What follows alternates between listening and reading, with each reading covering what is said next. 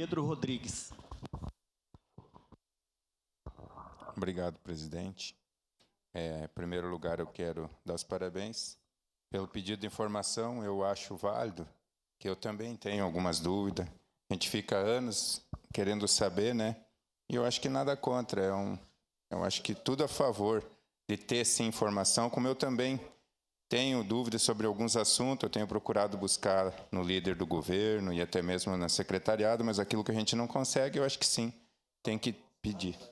Então, eu, no momento oportuno, votarei sim esse pedido de informação. E também quero dizer que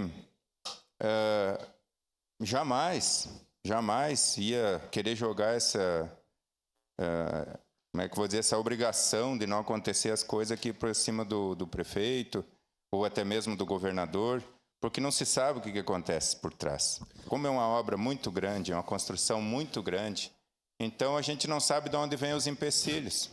De repente, quem criou essa vontade já sabia que lá na frente, se quisesse dar uma segurada, poderia fazer por através de algum instrumento. Então não se sabe o que acontece. Mas, com certeza, a gente está aqui para isso, para fazer as coisas acontecer e para ajudar no que for preciso. Então, no momento oportuno, vou votar sim. Mas assim, sem querer trazer culpas a ninguém, que eu acho que isso aí não traz, né? Um pedido de informação, acho que é um como é que eu vou dizer? Esse é um direito nosso aqui da casa. Obrigado, senhor presidente. Para declarar o voto, capitão Ramon. Senhor presidente, nobres colegas,